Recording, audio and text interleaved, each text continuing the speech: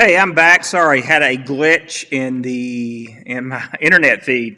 Let me start from the beginning.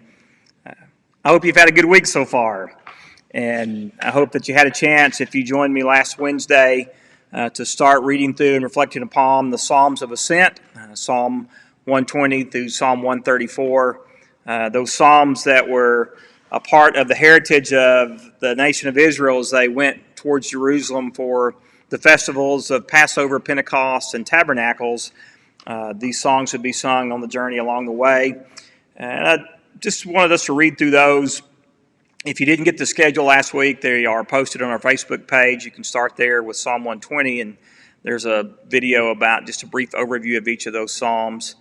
And so I wanted to pick up part 2 this week of the Psalms of Ascent, or Songs for the Journey, beginning in Psalm 127. Again, there's a schedule for week 2 on our Facebook page as well.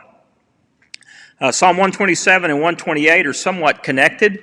They have to do with the family and the establishment of home and God's presence in the home and God's activity in the home.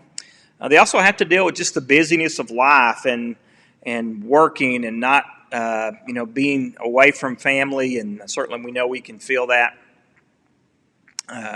right now as we go through this time with COVID-19. But the foundation of a home is God, and when God is the foundation of a home and the family is centered on and focused on God's will and God's call, then that certainly takes us out to other avenues of our life. So Psalm 127 and 128 about the home and family. Psalm 129 is a really brief overview of the history of Israel. God's presence throughout the history of Israel, from really the call of Abraham through the Exodus and through the monarchies and other things, as Israel reflected upon God's presence and God's activity and what God would be doing in the future. There's also a prayer in Psalm 129 that God would intervene on behalf of the worshiping and traveling community to push back and push away any enemies that would hinder them from fulfilling God's ongoing mission and call. Psalm 130 is a bit of a lament where a psalmist is in pain and distress and in despair, and in the depths of that pain cries out to God, praying that God will hear and seeking God's forgiveness and for God's mercy. And there's also in that psalm, things that we've talked about a couple times before on Wednesday, just this call to wait or to hope and let God do the work and put our trust in God. And that hope is really secured by God's faithfulness and God's ongoing desire to redeem humanity and all creation. Psalm 131 is short, but it's one of my favorites of the Psalms of Ascent. It's an invitation to relax. I don't accept that invitation very often, and maybe you don't either. But really what you have is a picture of trust. And the psalmist first begins to denounce personal pride, personal achievement, what they're about, and then reflects upon God. And we get this really beautiful image of a child relaxing and feeling secure and in complete trust in a nursing mother's arms. And so it's an invitation to take a breath and let God do some heavy lifting, and for us to rest securely in the hope and in the sovereignty of God. Psalm 132 is just an affirmation of a fulfillment of a promise to David. The psalm recounts the Davidic promise of a perpetual kingship. And in this psalm, we're reminded of God's sovereignty.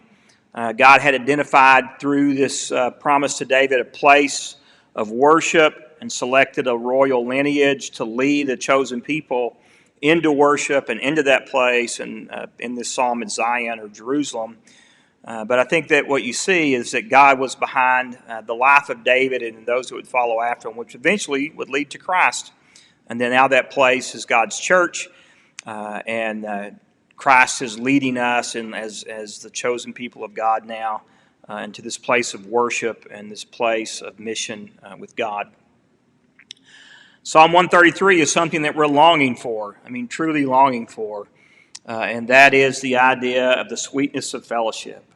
The blessing that comes to people who have a like faith and like purpose, a like focus, and just the joy that comes with being together.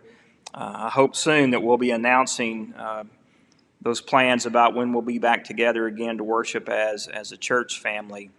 But there's just something sweet about the community of faith being together in close proximity and of one heart and one mind. And then Psalm 34 is a good night psalm.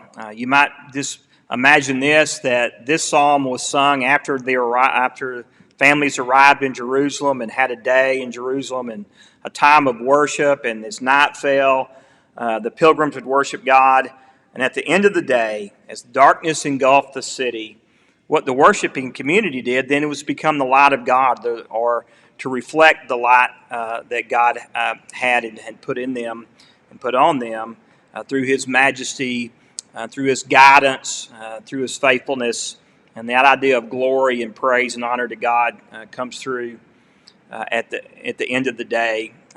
Really what you get is, if you think about the Psalms of the journey, you could get a whole day, right, of just reflecting upon God in each step of the way, from the time that you get up in the morning, get ready to go out about your daily activities, throughout your daily activities, a time maybe you have a meal together as a family, a time for family, a time for work, and at the end of the day,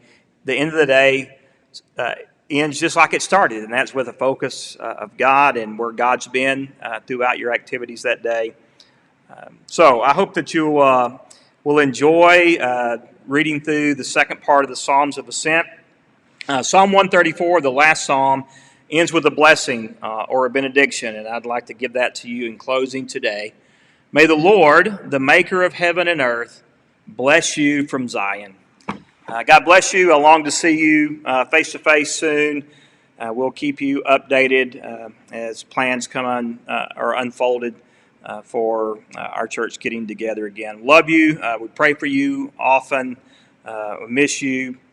Please reach out, call, text, email. I'd love to hear from you. God bless.